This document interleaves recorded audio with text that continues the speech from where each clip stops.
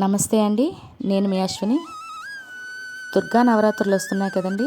మరి ఈ నవరాత్రుల్లో అమ్మవారికి ప్రత్యేకంగా నిమ్మకాయల మాల వేస్తారండి.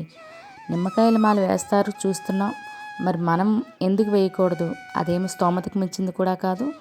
అంతకు మించి దాని ఫలితం అవని, దాని ఉపయోగం అవని అంత ఎక్కువగా ఉంటుందండి. మరి అలాంటి నిమ్మకాయల మాలను ఇంట్లో మనమే తయారు చేసుకొని మనమే అమ్మవారికి సమర్పించుకోవడం ఎలా అనేది ఇప్పుడు చూద్దాము. అది కూడా ఎందుకు నిమ్మకాయల మాల అమ్మవారికి వేస్తారు, ఏంటి దాని ప్రయోజనాలు ఏంటి అనేవి కూడా ఇప్పుడు చూద్దామండి. ముందుగా మంచి నిమ్మకాయలను తీసుకోవాలండి. అంటే కొంచెం కొంచెం మచ్చలు కుళ్ళిపోయినవి అక్కడక్కడ ఉంటాయి, చూసుకోవాలి జాగ్రత్తగా మనం తీసుకునేటప్పుడే. తీసుకునే నిమ్మకాయలు ఏంటంటే బేస్ సంఖ్య 9, 21, 51, 101 ఇలాగా చూసుకొని మన స్తోమత కొలిది, మన శక్తి కొలిది ఎన్నైతే అన్ని నిమ్మకాయలు అనేవి తీసుకోవాలండి. నిమ్మకాయలు తీసుకొని వాటిని చక్కగా కడిగేసేయాలి. మనం బజార్ నుండి తెచ్చుకున్నాం, ఎందుకంటే ఎక్కడెక్కడో అన్నీ పట్టుకొని వస్తారు కాబట్టి వాటిని కడిగేసుకొని పక్కన పెట్టుకొని వాటికి మనం ఏంటంటే ఇగోండి, నేను కొంచెం గంధం తీసుకున్నాను. అందులో అమ్మకి జవ్వాది కొంచెం అందులో వేసామనుకోండి ఇంకా సువాసన భరితంగా ఉంటుంది కానీ మాలకి, అందుకు అలా తీసాను. మరలా పక్కన కొంచెం కుంకుమ కూడా పెట్టుకున్నాను బొట్ల గురించి అనేసి. మరి దారం అయితే మనం ఎంత దండ కడదాం అనుకుంటున్నామో అంత దండకి సరిపడా దారము 2 అయితే 2 లేదా 4 అయితే 4 వరుసలు పెట్టుకొని దానికి కొంచెం పసుపు అనేది రాసుకున్నాం అనుకోండి, ఎటువంటి చక్కగా నిమ్మకాయ కూడా వెళ్ళిపోతుంది. పసుపు అనేది కొంచెం అప్లై చేసుకుంటే మంచిదన్నమాట.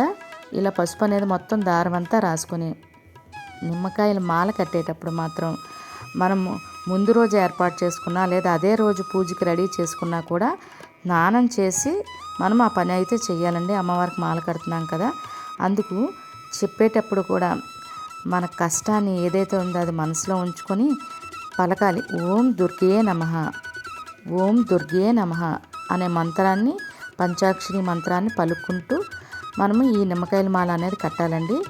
నేను కూడా ఇలాగే చెప్పుకుంటూ నిమ్మకాయల మాల అనేది కట్టాను కూడా. మనం చెప్పాను కదండి, ఎన్ని అయితే 9 అయితే 9, 21 అయితే 21 నిమ్మకాయలను అయితే ఇలాగా కట్టుకోవాల్సి ఉంటుంది. మరి ఎందుకండి ఈ నిమ్మకాయల మాల అనేసి ఒక డౌట్ ఉంటుంది. అంటే అమ్మవారికి ఎందుకు పెట్టాలి? హనుమంతుడికి కూడా పెడతారండి, హనుమాన్ కూడా. కానీ ప్రత్యేకించి ఈ నవరాత్రుల్లో అమ్మవారికి అయితే నిమ్మకాయలు మాల వేస్తే ఎంత అంటే ఇంత అని తక్కువ కాకుండా అంత మంచి అనేది జరుగుతుందండి మనకి.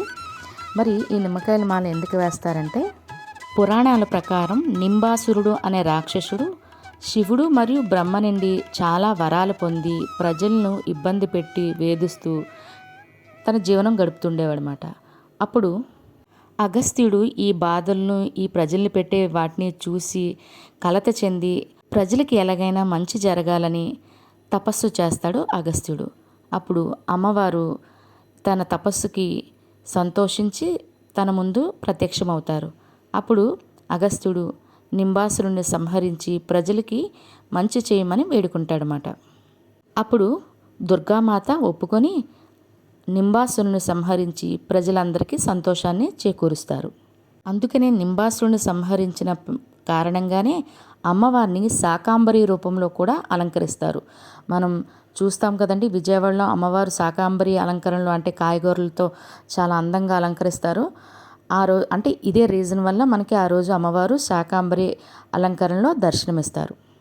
నింబాసురుడు మరణించే సమయంలో తన తప్పును తెలుసుకొని అమ్మవారిని వేడుకొని తను మరణించిన తర్వాత కూడా ఆమె పాదాల వద్దే తనకు స్థానం కల్పించమని వేడుకుంటాడు నింబాసురుడు అమ్మవారిని.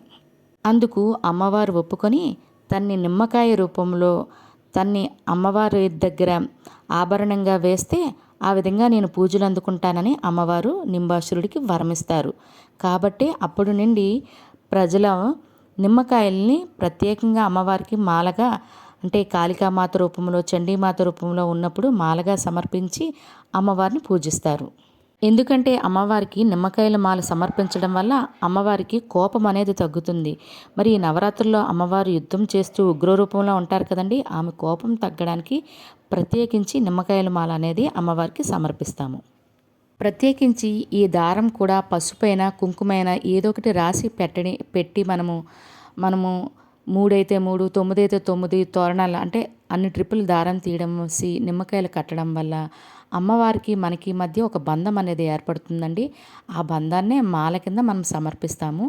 ప్రత్యేకించి ఈ ఈ నవరాత్రుల్లో అమ్మవారికి ఈ మాల సమర్పించడం వల్ల దుష్ట శక్తులు కానీ ఇలాంటివి ఏవి ఉన్నా మన మీద కానీ మన ఇంటి మీద కానీ రావండి. నవరాత్రులు అన్ని రోజులు ఈ దండనైతే ఉంచవచ్చు. మనము ఏదో ఒక రోజు వేసినా సరిపోతుంది. మొదటి రోజు వేసి చివరి రోజు వరకు ఉంచినా కూడా సరిపోతుంది. కానీ నిమ్మకాయల మాల వేసినప్పుడు తీసినప్పుడు కూడా మనం ఈ నిమ్మకాయలు మనకు కావాలంటే ఎన్నైతే అని ఇంట్లో ప్రసాదం కింద అంటే ఏదైనా నైవేద్యం మళ్ళీ అమ్మవారికి పెట్టకూడదండి. మనం ఏదైనా వండుకొని తినొచ్చు. ఎందుకంటే అమ్మవారి దగ్గర తీసింది మళ్ళీ తిరిగి అమ్మవారికి నైవేద్యంగా పెట్టలేం కదండి. మనం ఏదైనా వంటల్లో చేసుకొని మనము మన పిల్లలకి అందరికీ పెట్టొచ్చండి. కొన్ని నిమ్మకాయల్ని అదే దారానికి కట్టి ఒక 3 అయితే 3, 5 అయితే 5 నిమ్మకాయల్ని ఇంటికి కట్టుకోవచ్చు. మరలా మనం వాహన పూజ చేసుకునేటప్పుడు ఇవే నిమ్మకాయల్ని మనకి ఎన్ని బళ్ళుంటే అన్ని వాహనాలు కూడా చక్కగా కట్టుకోవచ్చండి. అంటే ఎటువంటి ఆపత్కార్యాలు కూడా రాకుండా అమ్మవారు మనల్ని కాపాడుతారండి. ఈ విధంగా నిమ్మకాయల మాలనైతే మనం ఎన్నైతే అనుకుంటే అన్ని అనుకుని చక్కగా నవరాత్రుల్లో అమ్మవారికి అయితే సమర్పించండి. తప్పకుండా చాలా మంచి అంటే జరుగుతుందండి. దాంట్లో అయితే డౌట్ లేదు.